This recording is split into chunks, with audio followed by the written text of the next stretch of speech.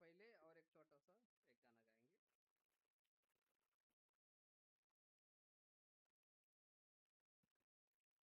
23 गाएंगे, 23 नंबर गीत गाएंगे। Ephraim brother.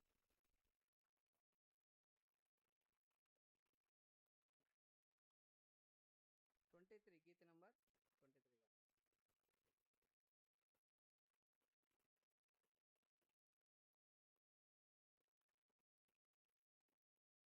गीत नंबर 23 गाएंगे।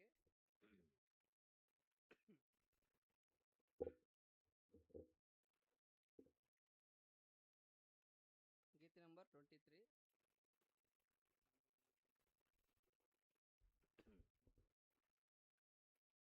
समय अब थोड़ा बाकी रहा, समय अब थोड़ा बाकी रहा, आने वाला यीशु शीघ्र आएगा, आने वाला यीशु शीघ्र आएगा।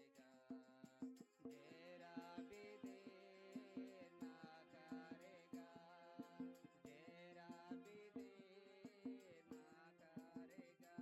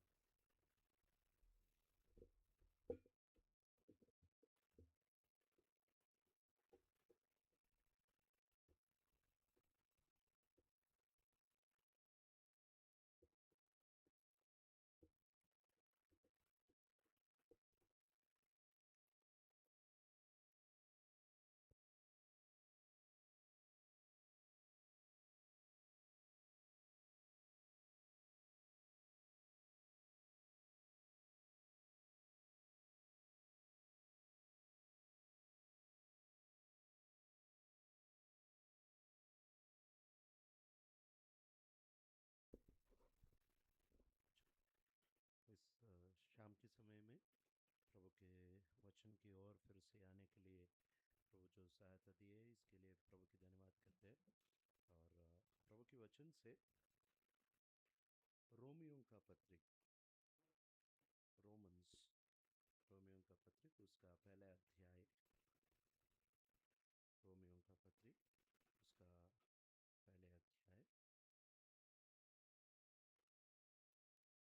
अध्याय और उसका 31 वचन। रोमियो का पत्रिक उसका पहला अध्याय और उसका 30 और 31 को क्या बोलते हैं 31 31 30 और 31 मिलके पढ़ेंगे।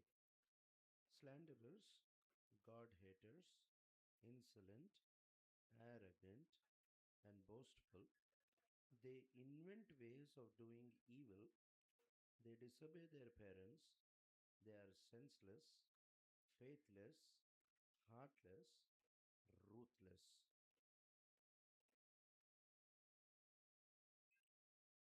प्रभु की सहायता के लिए प्रार्थना करेंगे। प्यारे प्रभु यीशु मसीह के नाम में आपकी धन्यवाद स्तुति प्रशंसा करते हैं। संसार में हमारे जीवन में हर प्रकार की पाप, हर प्रकार की कमी हमारे जीवन में हमें नरक की ओर आपसे दूर जब जा रहे थे, आपने हम पर अनुग्रह की, कृपा की, इसके लिए आपकी धन्यवाद करते हैं। और आज के दिन जो आपके क्रूस के विरोध है, जो आपके प्रेम को इनकार करते हुए दूर जा रहे हैं, उन्हें आप आकर्षित कीजिए। आपके वचन के अनुसार हम हमारे ऊपर आपने कितना करुणा रखा है उसे जानने के लिए सहायता दीजिए और भाषा में सरलता दीजिए और आपकी आत्मा से हमें आशीषित करते हुए आपकी आत्मा से हमें सेवा कीजिए। ये प्रार्थना आपने सुनी है, इसके लिए धन्यवाद करते हुए ये छोटी सी प्रार्थना यीशु मसीह के नाम में मांगते हैं, सुनो और ग्रहण कर पिताजी, आमीन। कई प्रकार के उद्धार इस संसार में हम लोग देख सकते हैं। अगर सोचो एक बड़ा कुआं है, वेल एक बड़ा कुआं है, एक आदमी जाते जाते उसमें पानी है, एक आदमी जाते जाते उसमें भी गिर गया। गिरने के बाद वो चिल्ला रहा है, बचाओ बचाओ करके चिल्ला रहा है। तो क्या करके उसको बचाएंगे? कुआं ही बोलते हैं ना, बावी, वेल। हाँ, कुआं में एक आदमी गिर गया, पानी में डूब रहा है और चिल्ला रहा है बचाओ बचाओ बचाओ करके चिल्ला रहा है। तो क्या करके बचाएंगे उसको? और थोड़ा पानी डालेंगे, रस्सी डालेंगे, वेरी गुड, रस्सी डाले तो वो रस्सी अगर पकड़े तो हम लोग उसको ऊपर लेके आते। अगर एक घर में आग लग गया और अंदर दो लोग हैं और वो लोग चिल्ला रहे कि बचाओ बचाओ चिल्ला रहे, उन्हें हम लोग कैसा बचाएंगे? आग का घर है, हाँ, क्या करेंगे? रस्सी डालेंगे? नहीं, पानी डालना पड़ता है। Okay, right. अगर एक आदमी है पेट दर्द से बहुत बहुत पीड़ित है और चिल्ला रहा है पेट दर्द से मुझे बचाओ बचाओ, तो क्या करके बचाएंगे उसको? टैबलेट दे के बचाएंगे। Very good, very good. Current shock लग गया और चिल्ला रहा है बचाओ बचाओ, क्या करेंगे? करंट ऑफ कर दे, राइट। अभी एक एक का समस्या से एक एक हल देखें। अभी मेरा प्रश्न ये है, अगर प्रभु परमेश्वर जो पृथ्वी और आकाश को सृष्टि की है वो ही हमारे विरोध है, अगर वो ही प्रभु ही हमारे विरोध है और प्रभु हमें पकड़ रहा है और प्रभु हमारे ऊपर उनका क्रोध प्रकट कर रहा है, तो हम लोग चिल्ला रहे हैं कि बचाओ बचाओ, किससे बचाओ? वो भगवान से, वो परमेश्वर से मुझे बचाओ। तो क्या करके बचाएंगे?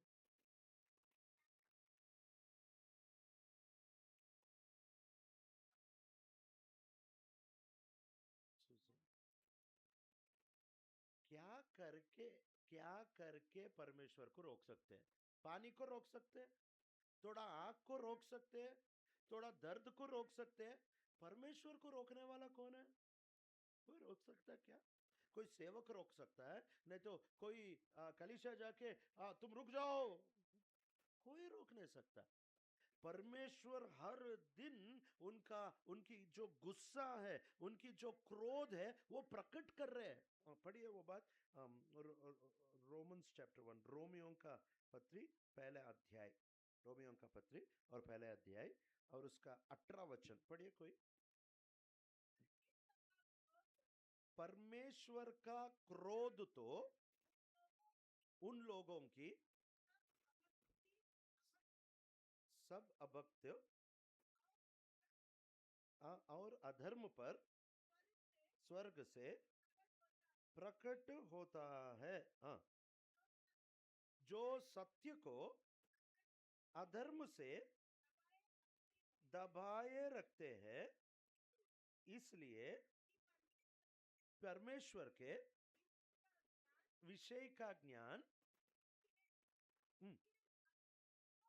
उनके मनों में प्रकट है। बस, थैंक यू। तो यहां पे देखो, प्रभु का वचन बोल रहा है कि हर दिन हर समय प्रभु अपना क्रोध, अपना गुस्सा, अपना जो सजा है, हर दिन, एवरी सिंगल डे, हर दिन हर समय वो अपना क्रोध, अपना अपना अपना गुस्सा वो डाल रहा है।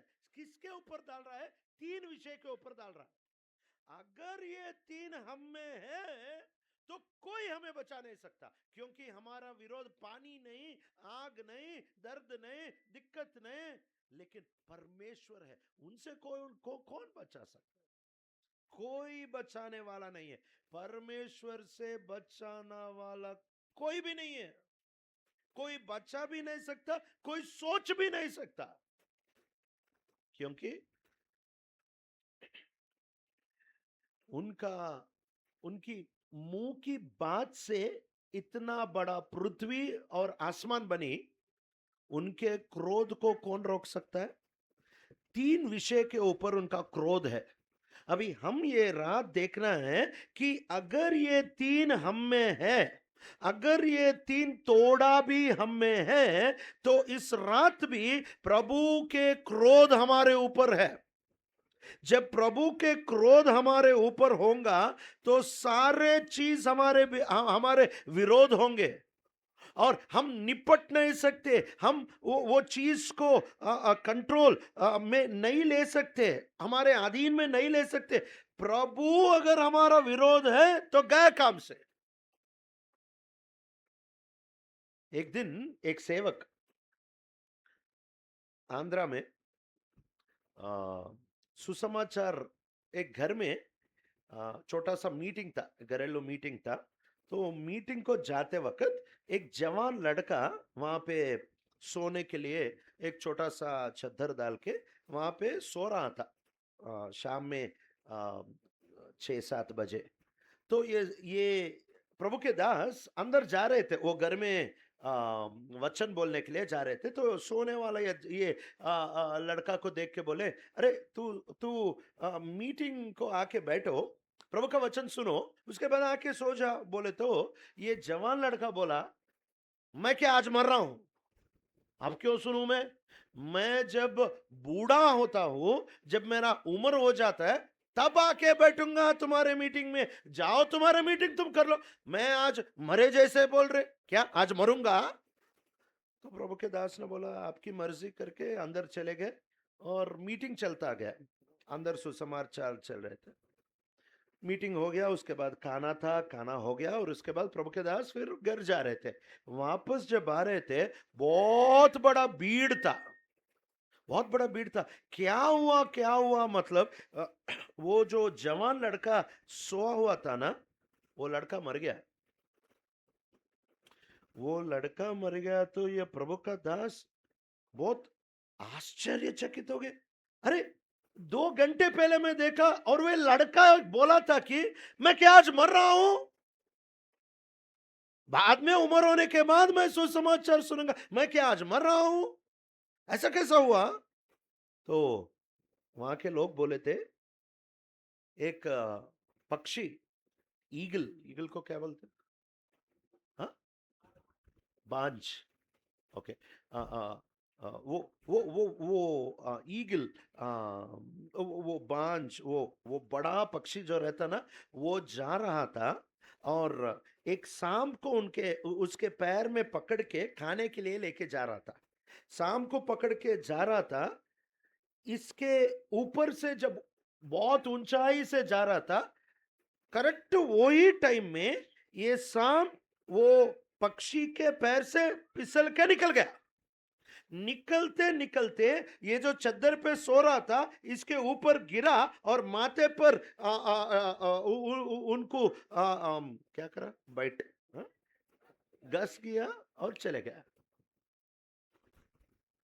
सब लोग सोच रहे थे ये सो रहा, वही चद्दर पे मर गया।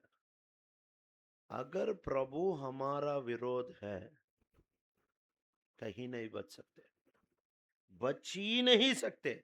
किसी को भी हम हमारे विरोध कर ले सकते, लेकिन प्रभु को अगर हमारे विरोध किए ना, प्रभु का वचन ये बोलता है, जब प्रभु हमारे पक्ष में है, हमारा विरोधी कौन है? यही रोमियो के पत्री 8वें अध्याय में बोलते हैं, प्रभु हमारे पक्ष में है तो विरोधी कौन है? लेकिन अगर प्रभु ही विरोधी है, हम बच नहीं सकते। आज प्रभु हमारे विरोधी है या हमारे पक्ष में है, देखेंगे। क्योंकि हमारे मन की बात नहीं सुनना, जो हमें लगता है वो गलत हो सकता है, जो सारे हमारे लोग बोलते हैं वो भी गलत हो सकता है, लेकिन प्रभु का वचन जो है ना, ये गलत कभी नहीं होता। प्रभु किसके विरोध है? तीन तीन तरह के लोग के विरोध है। पहला कौन? रोमियो का पत्री 1 अध्याय और 18 वचन, फर्स्ट वर्ड, गॉडलेसनेस। वो बात को क्या बोलते हैं हिंदी में? गॉडलेसनेस। हाँ, हाँ, ईश्वर रहित। Very good, wonderful. ईश्वर रहित मतलब ये लोग क्या करते हैं? ये लोग ऐसा जीते हैं कि परमेश्वर है ही नहीं। ये लोग ऐसा जीते हैं जैसे परमेश्वर है ही नहीं। ईश्वर रहित जीवन, गॉडलेसनेस, ईश्वर रहित जीवन। हर प्रकार के नाटक, हर प्रकार के नाटक इसलिए करते हैं क्योंकि वो सोचते हैं कि ईश्वर है ही नहीं। अगर है तो देखता नहीं, अगर देखता भी है तो कुछ करता नहीं। हर नाटक के पीछे, हर जो एक्शन करता है ना, हर जो एक्शन को क्या बोलते हैं? नाटक ही है ना। हर जो नाटक करता है ना, वो सोचता है ईश्वर है ही नहीं, अगर है तो भी देखता नहीं, अगर देखता भी है तो कुछ करता नहीं। हमारे जीवन में यहां पे बैठे हैं, लेकिन कई बार हम भी नाटक करते हैं। हम भी इस प्रकार जब जब आके बैठते हैं कलीसिया में, जब आके बैठते हैं प्रभु की जन के साथ संगति में जब आते हैं, तो बहुत अच्छा से हम लोग नाटक करते हैं कि हम बहुत प्रेयरफुल हैं, हम बहुत अच्छे हैं, हम बहुत शुद्धता से जीते हैं, ऐसा दिखावट करते हैं। लेकिन हमारे जीवन, जब कोई नहीं देख रहा है, जब कोई नहीं हमारे आसपास नहीं है, तब हमारे जीवन में अगर कोई देख रहा है एक प्रकार की जीवन है, कोई नहीं देख रहा है दूसरी प्रकार की जीवन है, तो हम ईश्वर रहित जीवन जी रहे हैं। ईश्वर रहित जीवन जो जीते हैं वो परमेश्वर के विरोध है, परमेश्वर उनके विरोध है। क्यों जीते हैं ईश्वर रहित जीवन? क्यों जीते हैं? क्योंकि हमारे बारे में एक बात लिखे, 30 वचन पढ़िए, 30 वचन, रोमा 1 और 30 वचन। बदनाम करने वाले, परमेश्वर से गिरना करने वाले, गिरना करने वाले, परमेश्वर से घृणा करने वाले, मतलब गॉड हेटर्स, वो परमेश्वर से नफरत करते हैं। हम लोग सोचते होंगे है हम लोग ऐसा नहीं करते, हम परमेश्वर से प्यार करते हैं, हम परमेश्वर से नफरत नहीं करते हैं, हम परमेश्वर से घृणा नहीं करते हैं। नहीं नहीं नहीं नहीं नहीं, हम स्वभाव से, सब मानव जाति स्वभाव से परमेश्वर से नफरत करते हैं। एक उदाहरण, मेरे जीवन का उदाहरण बताऊंगा। मैं जब उदार पाने से पहले स्टूडेंट था, विद्यार्थी था, तब मेरे मम्मी और मेरे डैडी दोनों भी, मेरे माता पिता दोनों जॉब के लिए जाते थे। और एक दिन ऐसा हुआ कि मैं अकेला बिना कॉलेज गया घर में रह गया। क्यों घर में रह गया? मुझे उस दिनों में ये जो अश्लील चित्र रहते हैं ना, वो देखने का आदत था मुझे। वो जो अश्लीलता को देखने का आदत था कंप्यूटर पे, वो मेरा आदत था उद्धार से पहले। तो माता पिता दोनों जॉब को गए और मेरे पास एक पुराना कंप्यूटर था, एक डब्बा कंप्यूटर था। वो इतना पुराना कंप्यूटर था कि ऑन करने के बाद आप खाना खा के आ सकते, तब तक ऑन नहीं होता, उतना स्लो कंप्यूटर था। तो वो कंप्यूटर लगा के, अब तो हर एक के पास फोन है, फोन में डेटा है, इंटरनेट आता है। लेकिन उस दिनों में फोन नहीं था, इंटरनेट नहीं था, तो लैंडलाइन का एक वायर निकाल के उसको लगाते थे, बहुत बहुत स्लो इंटरनेट आता था। उसमें एक चित्र आने के लिए 10 मिनट, 6-7 मिनट लगता था। मैं ऐसा देख के बैठता था, 6-7 मिनट एक पिक्चर के लिए। उतना पाप में डूबा हुआ था। तो माता पिता चले गए और शाम को 5 बजे के बाद ही आएंगे, घर को कोई नहीं आएगा तब तक। तो मैं सुबह से लेकर शाम 5 बजे तक आराम से, मैं ये जो पाप है, ये जो गंदगी है, अश्लीलता है, वो देखते बैठ गया। मेरे पापा का ड्यूटी, मेरे पिता का ड्यूटी शाम में 3 बजे को हो गया और अचानक घर आ गया। घर आके दरवाजा खटखटाया, तो मैंने सोचा कोई एसिड फिनाइल भेजने वाला आया होगा। मेरा पापा तो अभी आता ही नहीं, मेरा मेरे मेरे मेरे मम्मी भी अभी आते ही नहीं, तो कोई भेजने वाला आया होगा। तो गुस्सा से गया और दरवाजा खोला। दरवाजा को कंप्यूटर ऑन ऐसी है, क्योंकि मुझे पता नहीं है कि पापा आएंगे। जब मेरे पिता को देखा ना, मुझे इतना गुस्सा आया मेरे पिता के ऊपर। मैं बिना सोच के ये बात बोली कि क्यों आए घर को। मेरे पापा देख के बोल रहे थे, अगर घर नहीं आऊंगा तो किधर जाऊंगा, घर ही तो आना पड़ता है ना, किधर जाऊंगा। तब मुझे समझ में आया मैं किससे क्या बात कर रहा हूं। और तब आया, याद आया कि कंप्यूटर ऑन है। भागते हुए कंप्यूटर ऑफ कर दिया। वो कंप्यूटर इतना अच्छा है, ऑन करने को टाइम लेता है लेकिन ऑफ टप बोल के हो जाता, इसलिए बच गया उस दिन। मेरे पिता बोले तो मेरे पापा मुझे बहुत पसंद है, बहुत प्यार है। लेकिन उस दिन मेरे पापा के ऊपर मुझे बहुत गुस्सा आया। क्यों गुस्सा आया? मेरे पाप को मेरे पापा आने से रुकावट हुआ। मेरे पिता आने से मेरा पाप को रुकावट पहुंचा, इसलिए मेरे जो जिस पिता पे मुझे इतना प्यार था, जिस पापा पे मुझे उतना प्यार था, जब मेरे पाप को वो रुकावट पहुंचे थे, उनके ऊपर बहुत गुस्सा, बहुत नफरत आ गया मेरे हृदय में। यही कारण है हम ईश्वर रहित जीवन जीने के लिए पसंद करते हैं।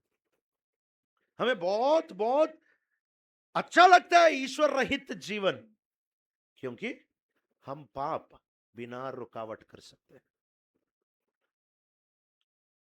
आज हमारे जीवन को देखना पड़ता है, परमेश्वर अगर हमारे विरोध है, इस रात में क्या हो सकता हमें पता नहीं।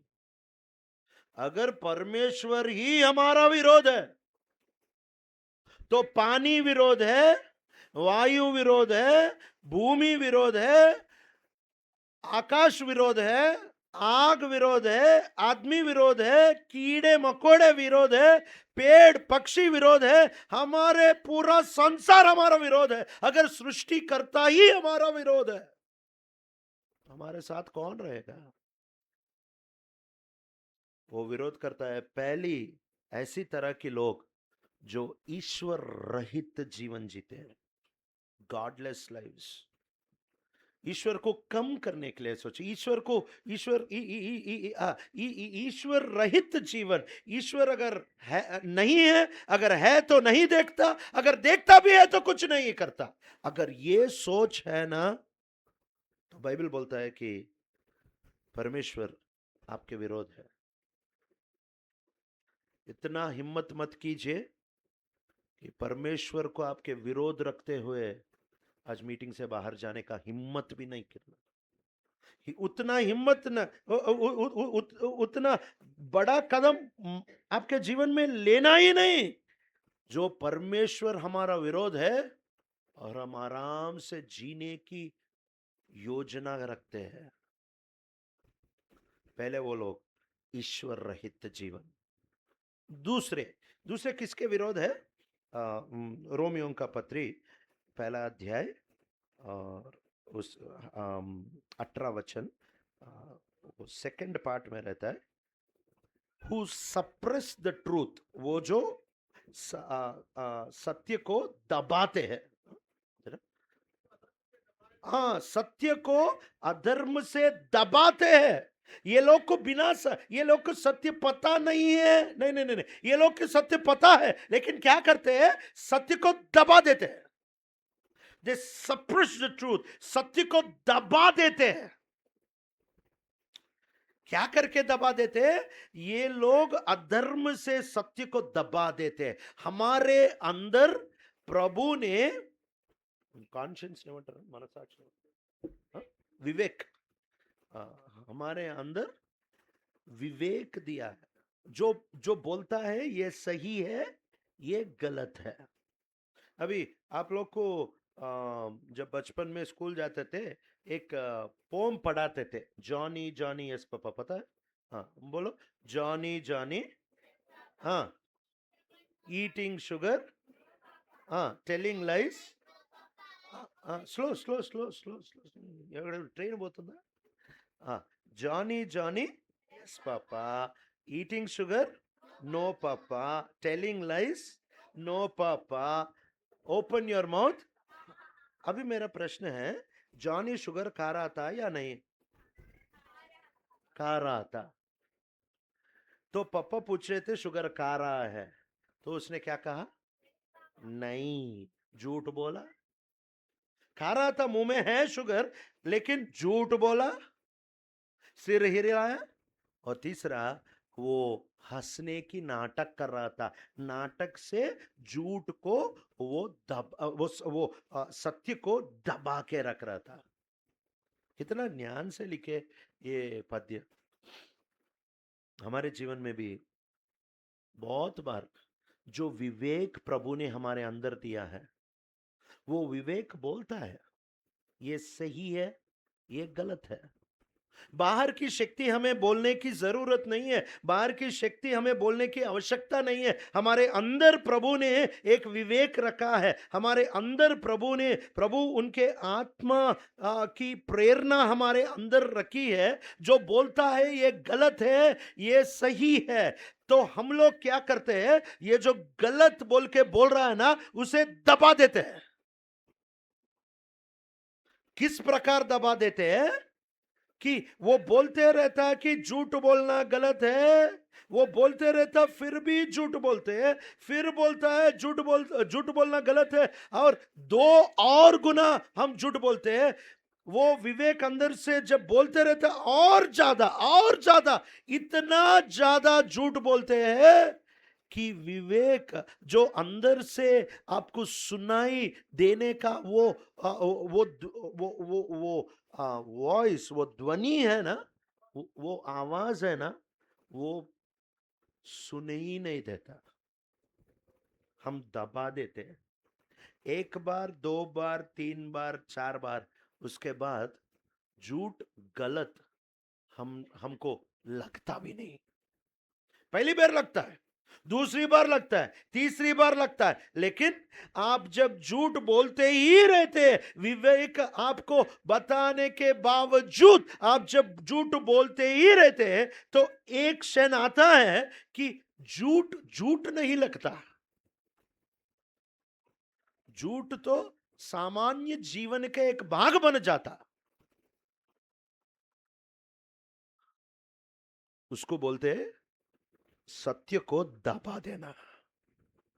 कितने बार हम सत्य को दबा देते हैं हमारे जीवन में, अधर्मता से सत्य को हम दबा देते हैं। विवेक का वो जो आवाज है उसे हम दबा देते हैं। परमेश्वर की आत्मा जो हमें प्रकट करते रहते, जो हमें बोलते, उसे दबा देते हैं।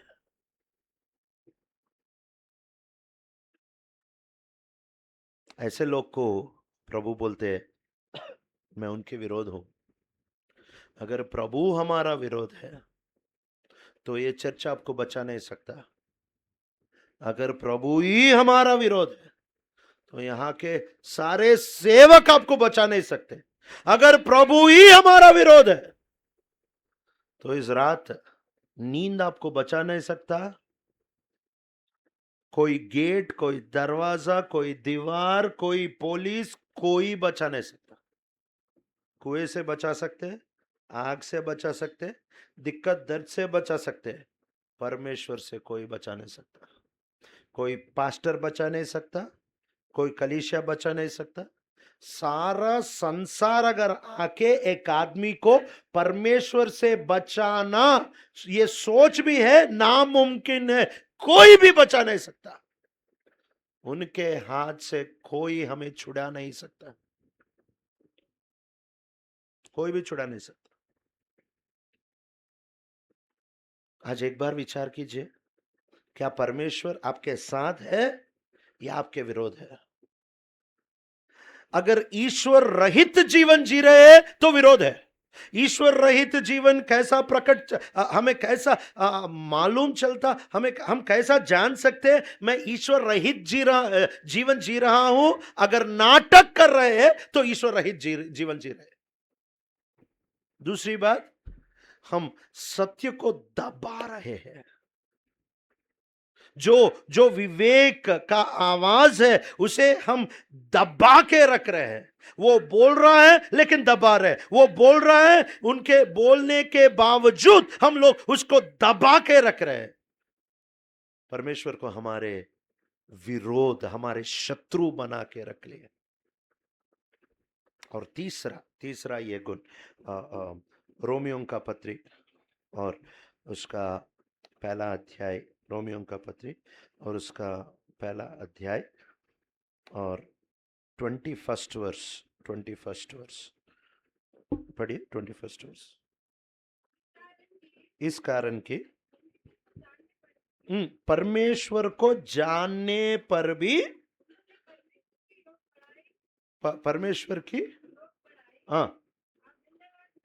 योग्य बड़ाई और धन्यवाद ना किया। तीसरा ये है, थर्ड कैटेगरी, तीसरा ये जन है जो परमेश्वर को जानते हैं लेकिन परमेश्वर की महिमा नहीं करते, परमेश्वर की बड़ाई नहीं करते, परमेश्वर को योग्य नहीं देखते।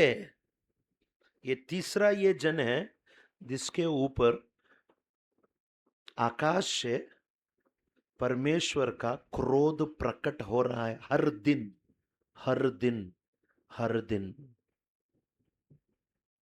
आप बोलते होंगे कि इतने सारे दिन हो गए मैं पाप कर रहा हूं लेकिन कुछ नहीं हो रहा है। क्यों कुछ नहीं हो रहा है? परमेश्वर को जब ज्यादा क्रोध होता है तो वो कुछ नहीं करता, बहुत देर वो विलंबता से वेट करके एक ही बार उनके गुस्से को, उनके क्रोध को प्रकट करते हैं, खत्म, उससे कोई बच नहीं सकता। इसका एक अच्छा उदाहरण मिस्र देश में फरो, ये फरो प्रभु के विरोध में जानता है कि प्रभु कौन है, जानता है कि प्रभु क्या कर सकता है, जानता है कि उनका दास मोशे है, जानता है कि यह प्रभु का वचन है, लेकिन यह बोल रहा है कि कौन है तेरा प्रभु, क्या कर लेगा तेरा प्रभु। एक बार, दो बार, 3, 4, 5, 6, 7, 8, 9, 10वीं बार, उसके बाद परमेश्वर इतना सब्र रखी, इतना इतना विलंबता से उसने कुछ नहीं की। क्यों? इतना गुस्सा है परमेश्वर में कि उसे छोड़ के छोड़ के छोड़ के छोड़ के छोड़ के इनके हृदय को इतना कठिनाई को छोड़ दी कि सारी सेना को एक बार, सारी सेना को 1-2 किलोमीटर ऊंचा पानी एक बार आके लिपट के लेके गया, बस कोई बच नहीं पाया। जब परमेश्वर को हमारे ऊपर क्रोध है तो क्या करता है, क्या करता है? पाप करने के लिए छोड़ देता है। जब परमेश्वर को हमारे ऊपर प्यार है, जब परमेश्वर हमारे और है और हमारे साथ है, जो तो जब पाप करते हैं ना तो मारते हैं, और जब पाप करते हैं ना रोकते हैं। अगर परमेश्वर को हमारे ऊपर क्रोध है तो हमारे पाप को कभी नहीं रोकेगा, छोड़ देगा।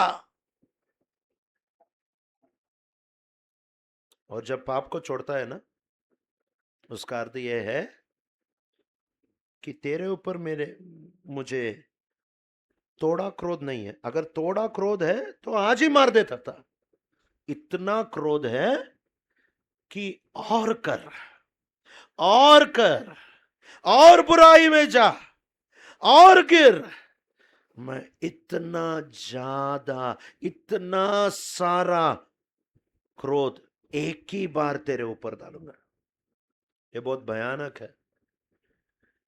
इस संसार में किसी और से लिपट ले सकते हैं लेकिन परमेश्वर से कोई भाग नहीं सकता, परमेश्वर से कोई छिप नहीं सकता, परमेश्वर से के हाथ से कोई निकल नहीं सकता। आज एक बार सोचे, क्या परमेश्वर हमारे साथ है या विरोध है? हम विश्वासी कहला रहे हैं लेकिन अगर नाटक है तो ईश्वर रहित जीवन है, अगर ईश्वर रहित जीवन है वो हमारे विरोध है। दूसरी बात, अगर हम वो विवेक का जो आवाज है उसे हम दबा रहे हैं, वो बोल रहा है कि गलत है फिर भी हम करते हैं, बावजूद हम करते हैं, नजरअंदाज करके हम करते हैं, तो वो हमारा विरोध बन जाता है। और तीसरा ये, परमेश्वर के ज्ञान इतना प्रकट हो रहा है हमें। हर रविवार प्रभु के घर में हम प्रभु के बारे में सुनते हैं, प्रभु के वचन में पढ़ते हैं, प्रभु के दासों से सुनते हैं। ये जो गाने की पत्री दी है ना, इतने सारे बात प्रभु के बारे में लिखा है। वो बात हम लोग गीत हम लोग गाते हैं गीत। ये सामान्य गीत नहीं है, प्रभु के बारे में है। ये भी बोल रहा है प्रभु कौन है। इतना सारे विषय हमें प्रकट होने के बाद, होने के बावजूद अगर हमने इसे बिना आदर देते हुए अगर हमारे जीवन में हम गर्व से, अहंकार से, बिना प्रभु की बड़ाई करते हुए, हमारी बड़ाई जब करते हैं ना, अपने आप बड़े सोचते हैं, अपने आप हम महान सोचते हैं, प्रभु के बारे में इतना सुन रहे हैं, इतने इतने स्तुति के गीत, इतने प्रशंसा के गीत, इतने आराधना के गीत हम लोग सुन रहे हैं कि वो सबसे ऊंचा है, वो सबसे बड़ा है, वो सबसे दयालु है, वो सबसे प्रेमी मसीह है, वो इतना त्याग करने वाला है। इतना सारा उनके बाद सुनने के बावजूद अगर हमने बड़ा किया है तो हम उनके विरोध है, हम उनके विरोध है। उससे बड़ी बात वो हमारा विरोध है। बच नहीं सकते, कोई भी हमें बचा नहीं सकता। इस संसार में हर परिस्थिति से कुछ ना कुछ हल निकाल ही लेते। कोविड आया, कोविड आने के बाद एक ही बार सारे रिसर्च इंस्टीट्यूट, सारे डॉक्टर, सारे केमिकल फार्मेसी इंडस्ट्री रिसर्च करके एक 3-4 महीने में दवा निकाली है। हर परिस्थिति का हल आदमी ढूंढ लेता है, लेकिन इस परिस्थिति का हल ना अमेरिका ढूंढ सकता है, ना इजराइल ढूंढ सकता है, ना इंडिया ढूंढ सकता है, ना बिहार ढूंढ सकता है, ना पाटना ढूंढ सकता है, ना तुम ढूंढ सकते हैं, ना मैं ढूंढ सकता हूं। इस संसार में कोई देवदूत भी ढूंढ नहीं सकता। परमेश्वर ही हमारा विरोध है, तो इसका हल कोई ढूंढ ही नहीं सकता, क्योंकि हल ही नहीं है। आज परमेश्वर, जब ये 3 बात हम सोच रहे हैं, परमेश्वर रहित जीवन नाटक है हम में, परमेश्वर हमारा विरोध है। आवाज जो अंदर से आती है दबा देते हैं हम सब लोग, वो हमारे विरोध है। और तीसरा, परमेश्वर कौन है हमें पता है, फिर भी हमारी खुद बड़ाई हम लोग कर लेते हैं। परमेश्वर हमारा विरोध है। कौन बचा सकता है, कौन बचा सकता है? परमेश्वर के क्रोध से सिर्फ परमेश्वर ही हमें बचा सकता है। परमेश्वर के क्रोध से कोई देवदूत, कोई संत, कोई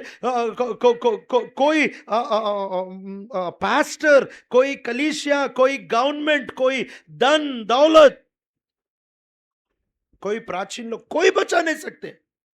सेरुबिम, सेराफिम, केरुबिम, कोई बचा नहीं सकता। परमेश्वर के क्रोध से सिर्फ परमेश्वर का प्यार ही हमें बचा सकता है। इसलिए परमेश्वर का क्रोध जब हमारे ऊपर आ रहा था, ईश्वर रहित जीवन जीने के लिए उनका क्रोध हमारे ऊपर आ रहा था, सत्य को दबाने के लिए उनका क्रोध हमारे ऊपर आ रहा था। प्रभु कौन है वो पता चलने के बाद भी बावजूद हम अपनी बड़ाई और अपनी अहंकार में हम फिर रहे थे। उनका क्रोध हमारे ऊपर आ रहा था, लेकिन उनका प्यार हमारे ऊपर था, इसलिए उनका क्रोध आके उनके प्यार को लगा। बीच में हम लोग बच गए। हम एक ही कारण से बच गए। कोई रस्सी हमें बचा नहीं सकता, कोई पानी हमें बचा नहीं सकता, कोई दवा हमें बचा नहीं सकता, कोई सरकार हमें बचा नहीं सकता, कोई धार्मिकता हमें बचा नहीं सकता। परमेश्वर का क्रोध को रोकने का दम, परमेश्वर का क्रोध को रोकने का बल, परमेश्वर का क्रोध को रोकने का, परमेश्वर का क्रोध को रोकने का हिम्मत सिर्फ परमेश्वर का प्यार को है। वो प्यार और वो क्रोध जब मिला, हम लोग बच गए।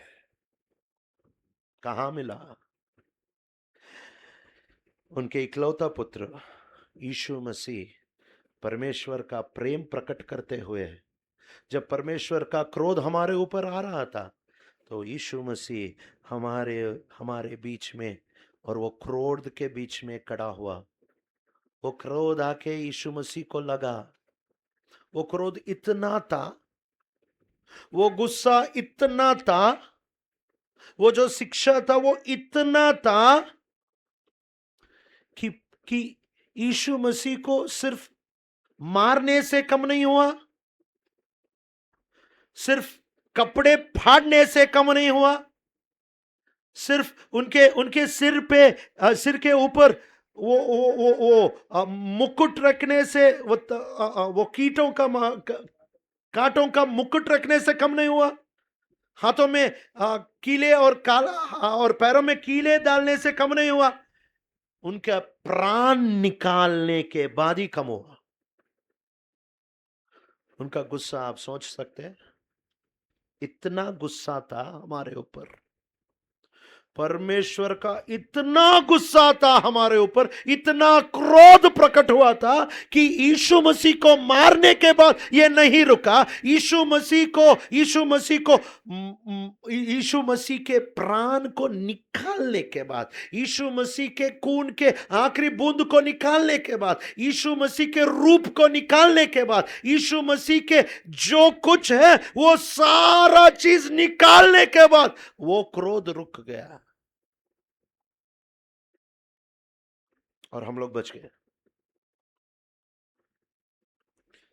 आज एक रास्ता है, मार्ग है जो हम लोग बच सकते हैं। यीशु मसीह के पास आके, मैं ईश्वर रहित जीवन जी रहा हूं, मैं नाटक कर रहा हूं, मेरे अंदर जो विवेक का वाणी है, विवेक का आवाज है, उसे मैं दबा रहा हूं। मुझे पता है ईश्वर कौन है, उसके बावजूद मैं मेरी अपनी बड़ाई कर रहा हूं। मुझे क्षमा कर, मुझ पर कृपा कर, मुझ पर दया कर। मैं विश्वास करता हूं कि तुम्हारे क्रोध से मैं बच नहीं सकता। मैं भरोसा करता हूं कि तुम्हारे क्रोध से मैं भाग नहीं सकता। मैं ये मानता हूं तुम्हारे क्रोध से मैं छिप नहीं सकता। लेकिन आपकी अनुग्रह से, आपकी इकलौता पुत्र यीशु मसीह मेरे स्थान में आकर, जो प्यार यीशु मसीह पे गिरना था वो प्यार मेरे ऊपर गिरा, और जो गुस्सा मेरे ऊपर गिरना था वो गुस्सा यीशु मसीह के ऊपर गिरा। जो प्रभु का गुस्सा, जो प्रभु का आग्रहण, जो प्रभु का वो क्रोध था, जो मेरे ऊपर गिर रहा था, गिरने वाला था, वो मेरे ऊपर से हटके यीशु मसीह के ऊपर गिरा। और जो यीशु मसीह के ऊपर उनका अनंत प्रेम था, उनका अनंत स्वीकार था, वो प्रेम यीशु मसीह से हटकर मेरे ऊपर गिरा। क्या दे सकता हूं, क्या ला सकता हूं? अपने आप को आपके हाथों में सौंपता हूं करके, अपने जीवन कबूल करते हुए, अपने जीवन मान लेते हुए, मैं ईश्वर रहित जीवन जी रहा हूं, मैं विवेक की आवाज को दबा रहा हूं, और मैं मेरी बड़ाई कर रहा हूं। मुझे क्षमा कर प्रभु। यीशु मसीह को मैं मानता हूं। आज से ईश्वर भरित जीवन जीने के लिए, ये जो आवाज है वो आवाज सुनने के लिए, और नम्र दीन होकर सिर्फ और सिर्फ और सिर्फ आप ही की बड़ाई कर सकूं, ऐसा जीवन मुझे दे। आंखें बंद करेंगे और प्रार्थना करेंगे। हमारे जीवन को एक बार परमेश्वर की वचन की ओर एक बार देखिए। आंखें बंद कीजिए, प्रार्थना में रहिए। अगर तुम्हें जॉब नहीं है, कल या परसों कुछ हल निकाल दे सकते हैं। अगर एग्जाम में फेल हुए तो दूसरा एग्जाम लिख ले सकते हैं। अगर कोई बीमारी है तो कुछ ना कुछ दवा होगी। अगर गरीबी है तो कुछ ना कुछ हल निकल के पैसे आ जाएंगे। लेकिन परमेश्वर अगर हमारे विरोध है तो निकल नहीं सकते। ये रात में फिर से हम यहां से बाहर जाने से पहले ये बात तय करो, परमेश्वर आपके साथ है या विरोध है। अगर नाटक कर रहे हैं तो विरोध है, अगर आवाज को दबा रहे हैं तो विरोध है, अगर अपनी अहंकार में अपनी बड़ाई कर रहे हैं तो विरोध है। यीशु मसीह के पास आइए और बोलिए, मुझ पे जो क्रोध है वो आपके इकलौता पुत्र यीशु मसीह के ऊपर डाले। उनका जो प्रेम है मेरे ऊपर डाले। मैं विश्वास करता हूं, मैं मान लेता हूं कि मैं पापी हूं, मुझे क्षमा कीजिए। यीशु मसीह छोड़ के मुझे बचने के लिए दूसरा मार्ग, दूसरा नाम, दूसरा आयोजन है ही नहीं।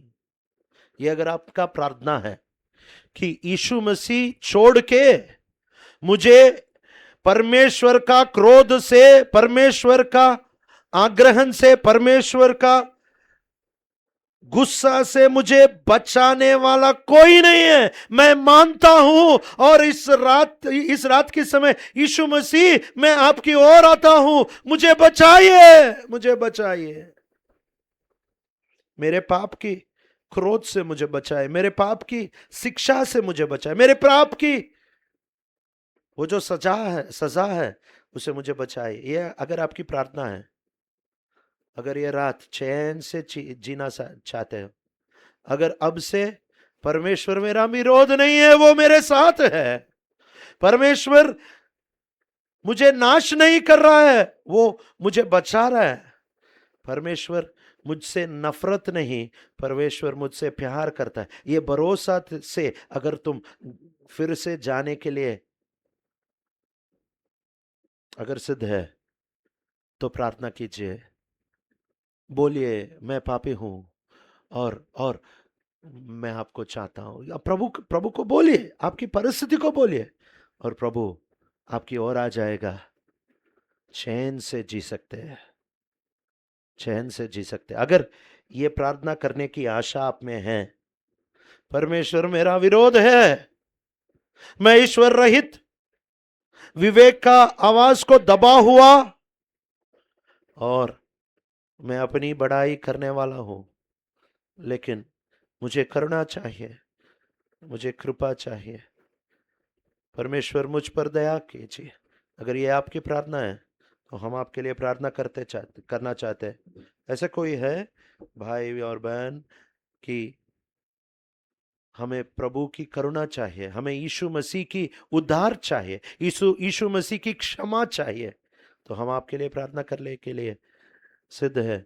अगर ऐसा कोई है सो सब लोग आंख बंद करके प्रेयर करते समय में अगर ऐसी आशा आप में है तो आपकी दाई हाथ ऊपर उठा के दिखाइए, हम आपके लिए प्रार्थना करेंगे। बहन बहन बहन आपके और ब्रदर ब्रदर आपके और ब्रदर आपके इच्छा को प्रभु पूरा करे, प्रार्थना करेंगे। प्यारे परमेश्वर पिता, जो बहन लोग और भाई लोग हाथ उठाकर दिखाए, वो मान रहे हैं, हम लोग भी मान रहे हैं कि हम आपसे बच नहीं सकते। आप हमारे विरोध है तो हम बच नहीं सकते, हम बचने की सोच भी कर नहीं सकते। लेकिन आपके प्यार के लिए, आपकी प्रेम, आपकी प्रीति के लिए आपके धन्यवाद करते हैं कि आपने इतना प्यार किया कि अपने इकलौता पुत्र को हमारे लिए बख्श दे दिया। हम विश्वास करते हैं कि हमारे जीवन में क्रूस के काम के उद्धार को हमारे जीवन पे डाले, और जो हाथ उठा के अपना इच्छा प्रकट कर रहे हैं उनके जीवन में गहरी आत्मा के काम कीजिए। यह प्रार्थना आपने सुनी है, और हम सब आज से ईश्वर पूर्ण जीवन, विवेक की ध्वनि और आवाज को सुनने का जीवन, और सिर्फ आपकी बड़ाई करने का जीवन हमें प्राप्त कीजिए। यह प्रार्थना आपने सुनी है, इसके लिए विश्वास से आपके धन्यवाद करते हुए ये छोटी सी प्रार्थना यीशु मसीह के नाम में मांगते हैं, सुन और ग्रहण कर पिताजी, आमीन।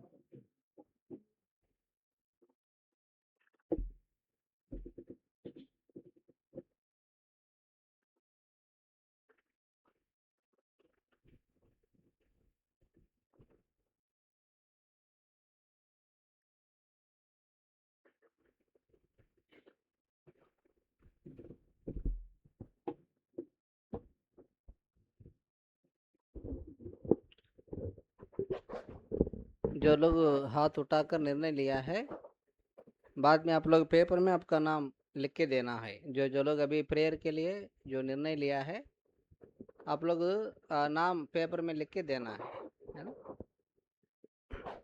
अभी हम लोग एक बार खड़े होकर एक छोटा सा गाना गाएंगे, फैमिली प्रेयर होगा। फैमिली प्रेयर पर से पहले एक छोटा सा गाना गाएंगे। सब लोग खड़े हो जाए।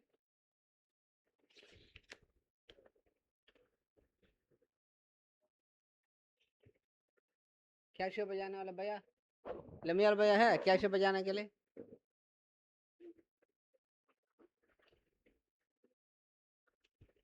लमियाल भैया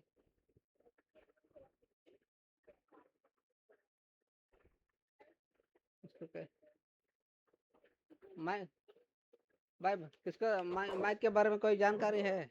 देखो इसमें नहीं आ रहा है।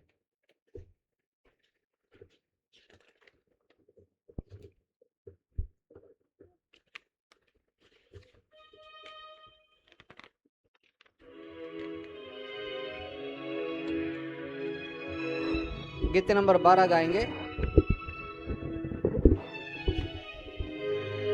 गीत नंबर 12।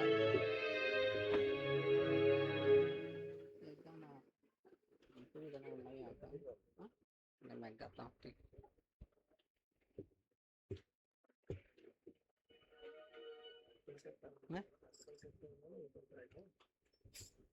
एक गाएंगे तेरा, हाँ पूरा गाएंगे। एक भी नहीं है, पूरा गाएंगे। समय कितना हो गया?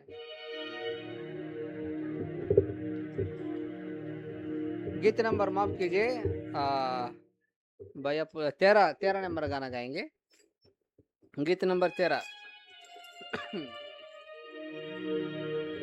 अर्पण करता प्रभु ये जीवन, तेरे ही सामर्थ्य हाथ में, तेरी महिमा करने मुझे योग्य एक पात्र बना, तेरी महिमा करने मुझे योग्य का पात्र बना। मिट्टी हुकुमार तो है, तेरे सामर्थ्य से उठा ले। मैं मिट्टी हुकुमार तो है, तेरे सामर्थ्य से उठा ले। सब अयोग्यता मन के अनुसार बना दे प्रभु।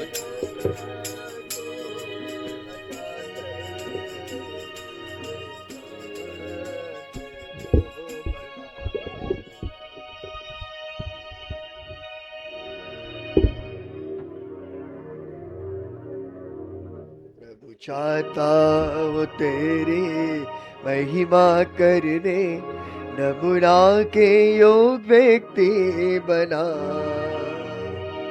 प्रभु चाहता हूँ तेरी महिमा करने, नमूना के योग व्यक्ति बना।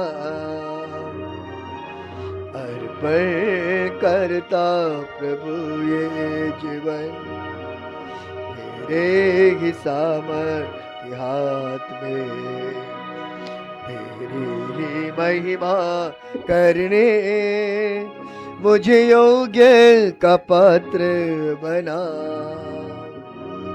मैं अंजीर का एक पेड़ मुनाफल, ताकि बारी में रोपा गया था।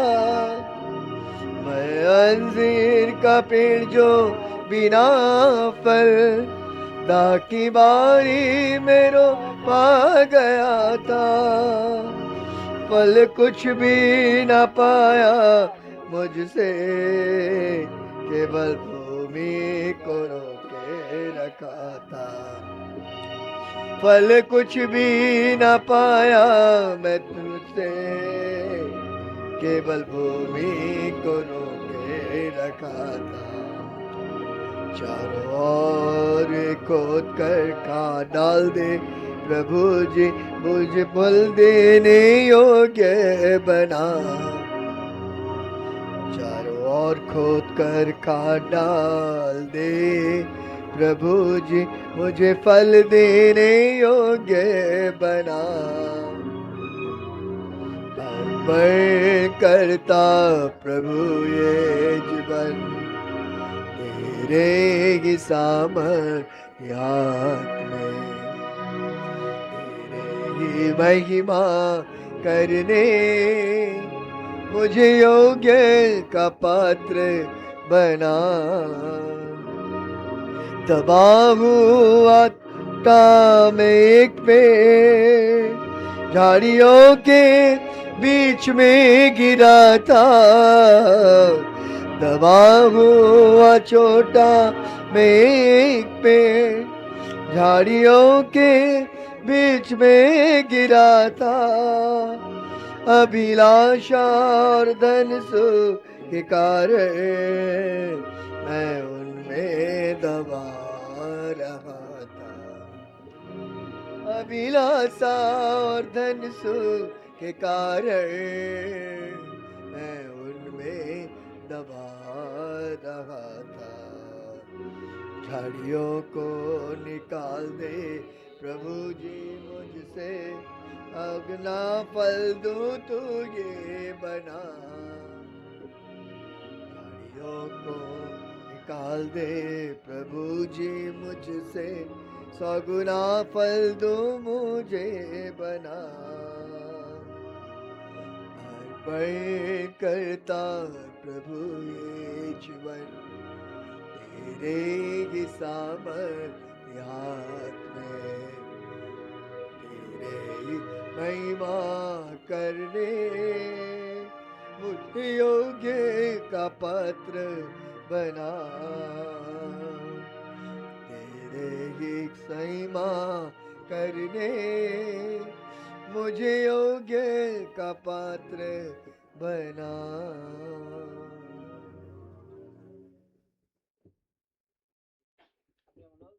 परिवार की प्रार्थना के लिए विकल्प लेंगे।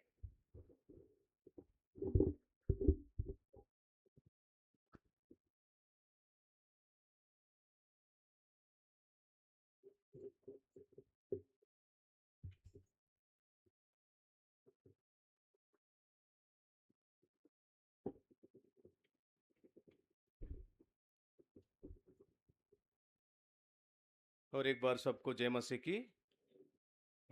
श्राद्ध समय में परमेश्वर ने सचमुच इस सुसमाचार की सभा में परमेश्वर ने हमारे बीच में सचमुच अद्भुत संदेश को दिया है ना।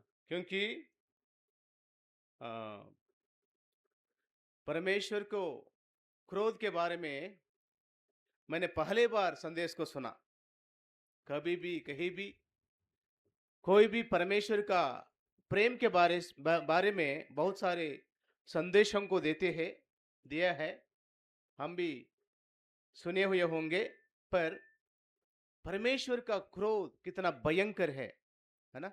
आज प्रभु हम सभी लोगों से बातें करते आए हैं। सचमुच जब ये वचन सुन रहा था, प्रभु मुझसे बातें करते आए हैं, क्योंकि मैंने परमेश्वर की क्रोध को सचमुच मैंने अनुभव किया, पर परमेश्वर ने मृत्यु होने नहीं दिया। क्योंकि एक समय में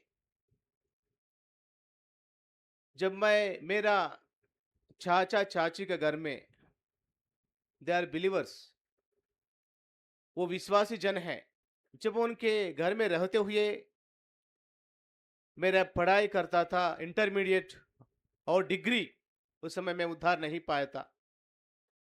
वो लोग विश्वासी जन है, हर दिन हमेशा उनको परमेश्वर से ही संबंध है और प्रभु के घर से ही संबंध है और दूसरा चिंता नहीं है ना? हर दिन प्रतिदिन मेरे चाचा चाची बाइबल स्टडी, मंडली के प्रार्थना, हर मीटिंग के लिए वो लोग हाजिर होते थे। मेरे चाची, मैं जानता हूं, हर सुबह उठ के मंदिर में जाके पहले अपने घर को भी साफ नहीं करती थी, मंदिर में जाके मंदिर में झाड़ू मारती थी। वो लोग इतना तगड़े विश्वासी है, उनके घर में रहते हुए मैं 5 साल तक उद्धार नहीं पाया। लेकिन मुझे कितने बार सुसमाचार सुनाया गया, कितने बड़े बड़े लोग, मतलब बड़े बड़े प्रभु के दास लोग व्यक्तिगत रूप में मुझे सुसमाचार सुनाया, लेकिन मैंने बहुत हल्की से लिया। जब जब वो प्रार्थना भवन के लिए संदेश देने के लिए बड़े बड़े प्रभु के दास को बुलाते हैं, तब मेरे चाचा चाची लोग भी अपने घर के लिए उनको अतिथि सत्कार करने के लिए, खाना खिलाने के लिए उनको बुलाते थे। उस समय वो लोग मुझसे व्यक्तिगत रूप में भी बातचीत किया करते थे और सुसमाचार भी बताते थे। लेकिन मैं सुनता था, बहुत हल्की सी लेता था, क्योंकि मेरा मन बहुत हठीला था। और धीरे धीरे मेरे चाचा चाची मुझे इतना प्यार करते थे, उस समय उनको बच्चे भी नहीं थे, जिससे कारण मुझे बहुत प्यार करते थे। लेकिन मैं उस अवसर को लेकर के मेरा इच्छा के अनुसार मैं चलता था और बुरे दोस्तों के साथ संगति करता था, बुरे बुरे काम करता था, सिनेमा को देखना, शराब पीना, बहुत सारी बातें हैं। लेकिन मेरा चाचा चाची कुछ भी नहीं जानते थे सारी बातें, है ना? ऐसे मैं नाटक किया करता था, है ना? प्रभु ने मुझे हजारों बार मौका दिया। उस समय मैं नहीं जानता था परमेश्वर का क्रोध का मतलब। सचमुच मुझ पर परमेश्वर का क्रोध भड़क उठा। परमेश्वर मुझ दांत पीस रहा था, मुझे सत्यानाश करना चाहता था। वो बात अभी मुझे समझ में आए, सचमुच, है ना? वो सचमुच परमेश्वर का क्रोध मुझ पर भड़क उठा। जब डिग्री खत्म हो गया, टीचर ट्रेनिंग एंट्रेंस के लिए मैंने कोचिंग ले रहा था आंध्र प्रदेश नेल्लूर शहर में। उस समय में एक दिन पटरी पार करके उस पार जा रहा था रात में 7 बजे को। उस समय वहां पे बहुत मुझे चक्कर आया, अंधकार छा लिया। एक ट्रेन चला गया, मुझे लग रहा था मैं गिर रहा हूं। वो चला गया करके मैं आगे बढ़ गया और एक ट्रेन दूसरी पटरी में आ गया। मुझे यह समझ में आया कि जो चला गया वही ट्रेन है करके समझ करके मैं और आगे बढ़ा। लेकिन वो रेल की सीधा आया, वो राड मुझे ऐसा लग गया, बहुत दूर तक मैंने फेंका गया। सचमुच ये घटना जो है 2005 साल जुलाई 12 तारीख ये घटना हुआ है। बहुत दूर तक फेंका गया, मेरे शरीर में जितना लहू था, खून था, सारा चला गया। सब लोग आके देख लिए, सब लोग घोषित किया कि ये मर गया है, मर गए करके सब लोग चले जाने लगे देख के।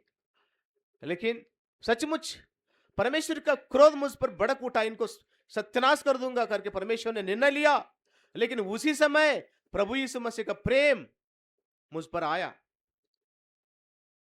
है ना।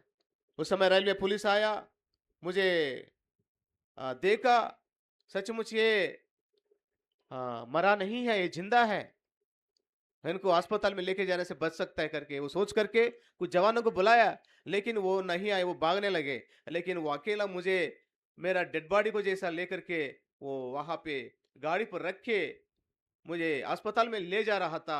बीच में 3 बार मैं गिर गया था, फिर उठा के रख के अकेला वो अस्पताल में ले गया। तब डॉक्टर ने कहा अगर 5 मिनट देर होता तो बच नहीं सकता, लेकिन प्रभु ने सचमुच, है ना, प्रभु यीशु मसीह का प्रेम मुझे बचाया। प्रभु यीशु मसीह का प्रेम सचमुच परमेश्वर का क्रोध को सचमुच रोका, परमेश्वर का क्रोध को ठंडा कर दिया, इसलिए मैं बच गया। लेकिन मैं हमेशा ये समझता हूं 2005 साल जुलाई 12 तारीख में मर गया, मेरा दफनाना भी हो गया। मैं गवाही भी यही बोलता है। प्रियो, प्रभु ने मुझे यह मौका दिया है, इसलिए बताने के लिए प्रभु ने मुझे प्रेरणा दिया है, इसलिए बोला है। अगर अगर आप नाटक कर रहे हैं, अगर अभी तक अपना हृदय प्रभु को नहीं दिए, सचमुच प्रभु का क्रोध आपके ऊपर भी भड़क उठा है। कृपया आप अपना हृदय दे, प्रभु का आशीष पाओगे, उद्धार का आशीष, स्वर्ग राज्य का आशीष आप पाओगे।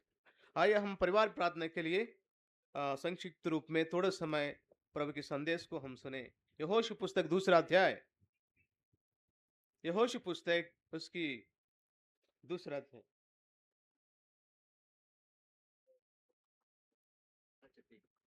ठीक है, सारे अध्याय को हम एक दूसरे तो पढ़ते हैं तो समय ज्यादा होता है, इसलिए हाँ कुछ कुछ वचन को हम पढ़ेंगे।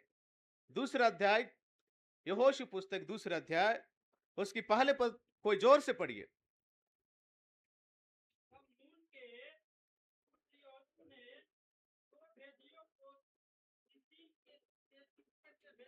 हाँ,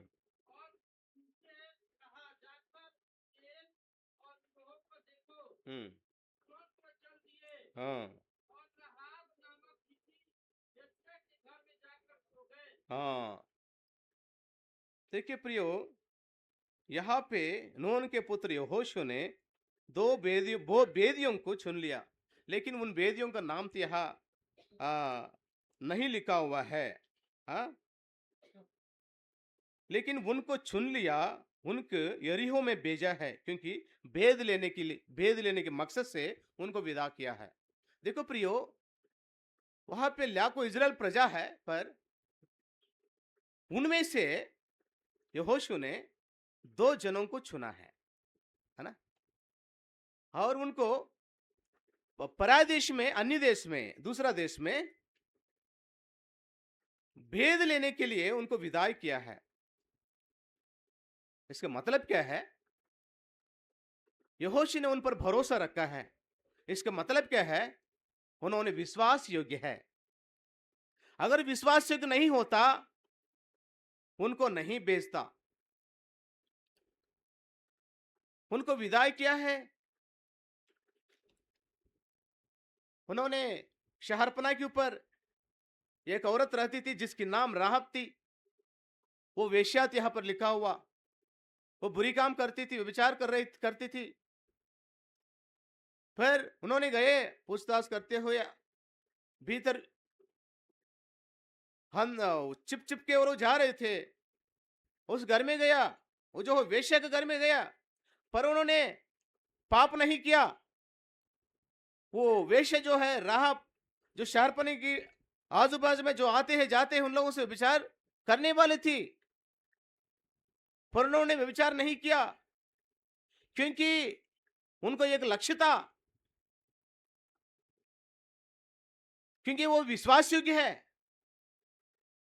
है ना, परमेश्वर का विश्वास योग्य है, इसलिए परमेश्वर ने उनको चुना है, पाप भी नहीं किया है,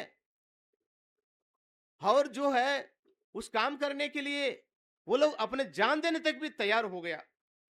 देखो प्रियो, अगर हम किसी पराये देश में भेद लेने के लिए अगर कोई हमें भेजता है, तो वो जो है जान की खतरा की बात है। मान लीजिए हमारे देश के लोग हमें पाकिस्तान में अगर उस देश की भेद को लेने के लिए अगर भेजेंगे, तो उस देश में जाने के लिए बहुत दाम भी चुकाना पड़ता है, अपना प्राण देने तक भी तैयार होना पड़ता है। इसका मतलब है ये दो जन जो है अपना प्राण देने के लिए भी तैयार है, ऐसे विश्वास योग्य है। प्रियो, परमेश्वर हमारे जीवन में भी ऐसी विश्वास योग्यता को पाना चाहते हैं। प्रियो, क्या हम विश्वास योग्य है?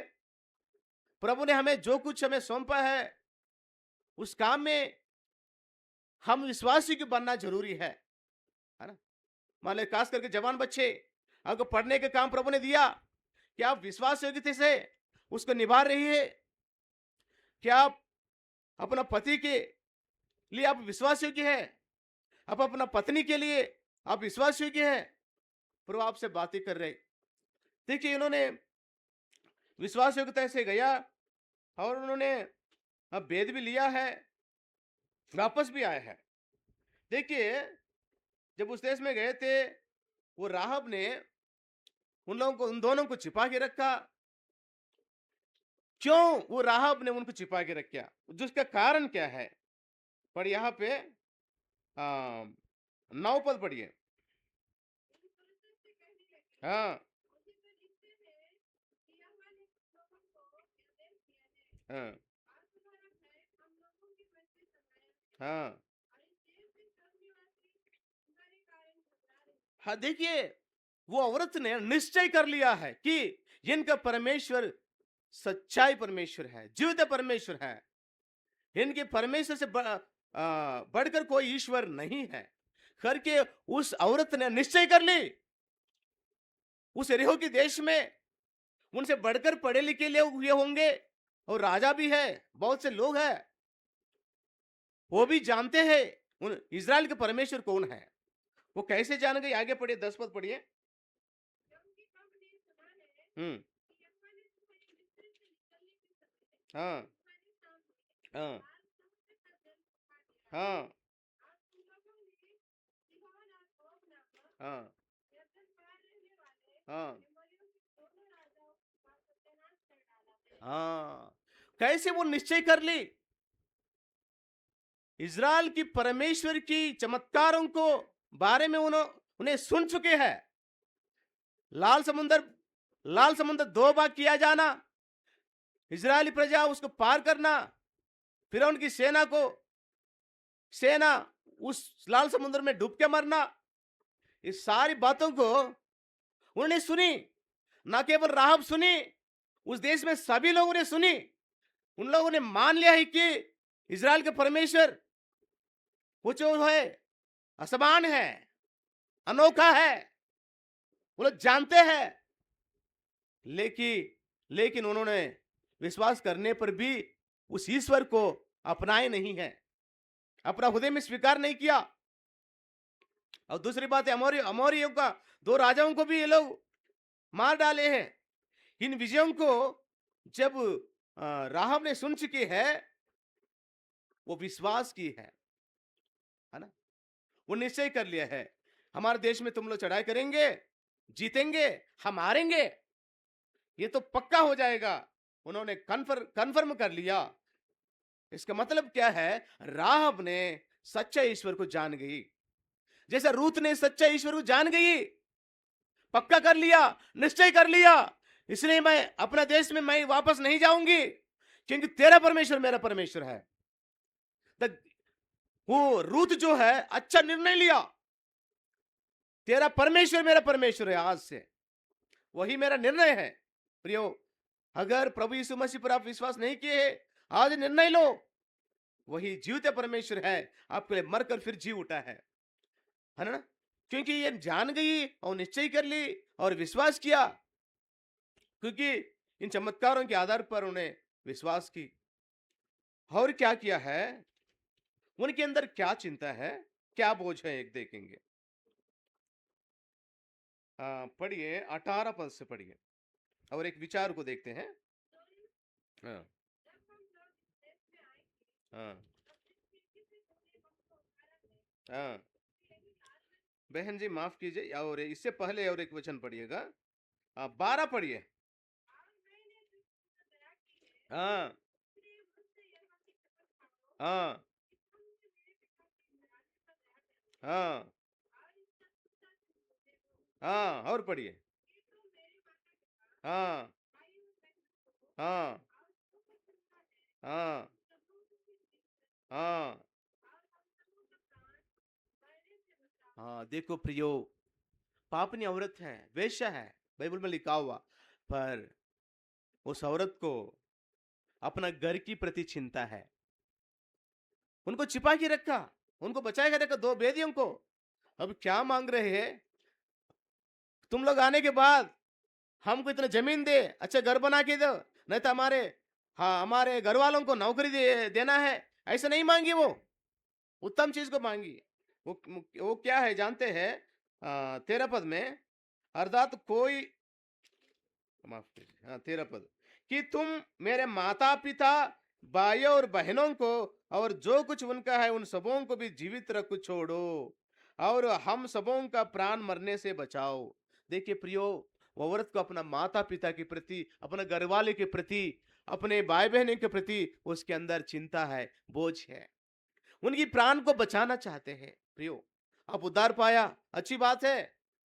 क्या आपके घर वाले सभी लोग उद्धार पाए हैं? अपना पति उद्धार पाए हैं, अपना पत्नी उद्धार पाए हैं, अपने भाई बहन उद्धार पाए हैं, अपना अड़ोसी पड़ोसी उद्धार पाए हैं, अपना दोस्त उद्धार पाए हैं। क्या उनके प्रति आपको चिंता है कि नहीं? है ना? अगर उनके प्रति आपके अंदर चिंता नहीं है तो, है ना, आप परमेश्वर की काम को तोड़ने वाले हैं। उसके प्रति हम चिंता रखना जरूरी है। ना केवल हम उद्धार पाना, ना केवल हम स्वर्ग पहुंचना है, अपना घर आने के लिए हम, है ना, चिंता करना, उनके लिए हम प्रार्थना करना है प्रियो, है ना। आज सारा घराना समेत कितने लोग यहां पर आए हैं? हाथ उठाइए। म- हाँ, पति पत्नी, जितना बच्चे हैं, सारे बच्चे को लेकर आए हैं। कितने लोग? हाथ उठाइए। बहुत कम है, सचमुच। आपका पति, आपके जितने बच्चे, सभी लोग आए हैं? हाँ, उसी की बात है, बहुत कम लोग हैं। इसका मतलब है ना, बहुत से लोग, उनके घर वाले नहीं आए हैं, है ना। ये जो है सोचने की बात है, उनके लिए प्रार्थना करने का जरूर है। और एक विचार है, आखिरी विचार है, तब वो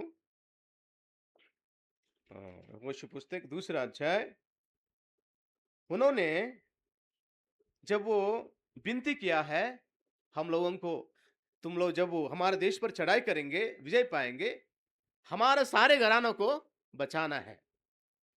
उन्होंने मन्नत भी माने हैं, और एक बात बोला है कि जिस खिड़की में से मुझे हमें उतारते हैं, उस खिड़की में लाल रंग की रस्सी बांधो।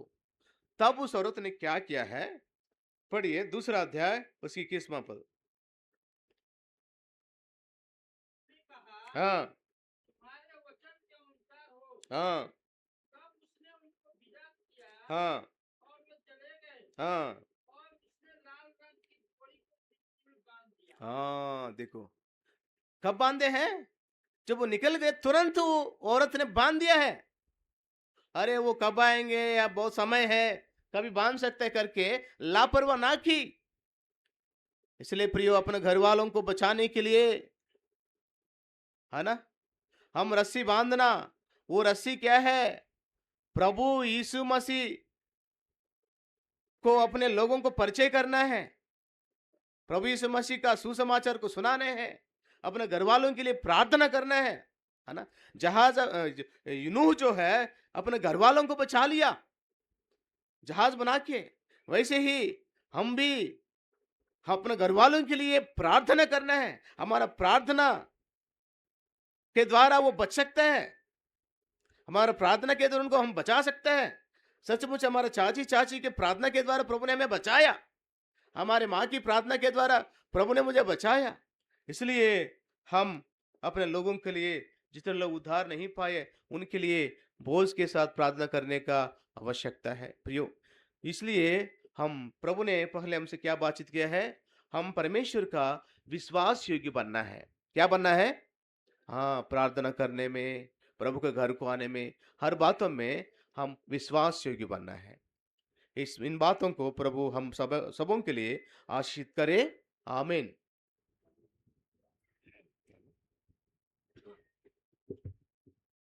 आइए हम लोग प्रार्थना करेंगे।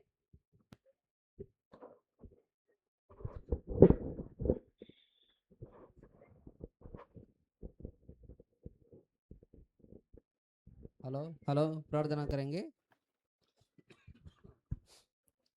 आंख बंद करना, घुटना टेकना, बच्चे लोग बात नहीं करना, देखो बात कर रहे।